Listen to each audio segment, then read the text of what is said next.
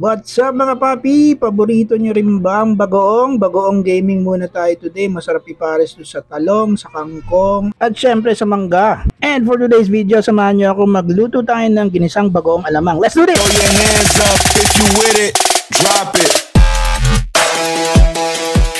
At ito na nga yung Indian mango natin. Sisintensyahan natin ito mamaya pagkatapos natin maluto itong ginisang bagoong alamang. And ito nga yung bagoong alamang natin. Nabili ko kay nanay. 50 pesos lang yan. Meron tayong konting liempo para mas lumasa yung ginisang bagoong natin. And of course yung kamatis na napakamahal ngayon. 30 pesos, 1/4.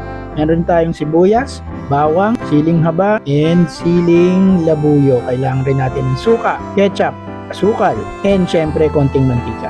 At syempre para hindi na masyadong maalat yung alamang natin, kailangan natin siyang hugasan. So i-drain lang natin siya ng konti and let's set aside. Tapos hugasan rin natin syempre yung kamatis and hiwa-hiwain na. Then balatan natin yung sibuyas at hiwa-hiwain rin. And then syempre ombagin natin itong bawang at hiwa-hiwain na rin. And syempre wag natin kalimutang gayatin itong siling haba. At magbuhos na nga tayo ng mantika dito sa bago nating kawali. Tigisa ang liempo hanggang magmantika. Pag medyo tostado na yung liempo natin, pwede natin sama yung bawang, sibuyas, and syempre kamatis. Sama na rin natin yung siling haba para medyo may kagat yung ginisang alamang natin. And finally, syempre, isama na natin yung star ng recipe natin for today, yung bagoong alamang. Ang sarap, baby. Hayaan lang natin maluto ng konti, tapos dagdag na natin yung suka. After mga 3 minutes, haluin na natin para iwas tutong. Then, pwede na tayo magdagdag ng 3 kutsarang asukal or depende kung gaano katamis nyo gusto tong ginisang bagoong nyo. And syempre, halu-haluin lang natin para kumalat yung lasa. Then, takpan natin for around 3 minutes. Syempre, after 3 minutes, buksan ulit natin at haluin kasi baka matutong yung bagoong alamang natin. Hintayin lang natin na mag-subside yung sauce at magmantika.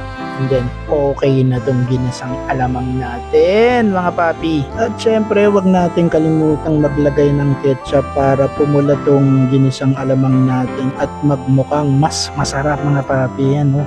Check. Sarap.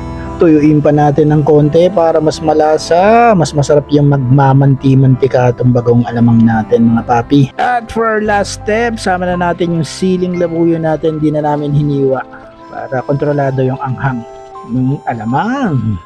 At habang naghihintay tayong magmantika yung alamang natin, hiwain na natin itong mangga. Sarap nito, mga papsi. And dahil nga napakaliit ng Indian mango, feeling ko mabibitin ako kaya maghiwa pa tayo ng isa pa para shoot na shoot, mga papi.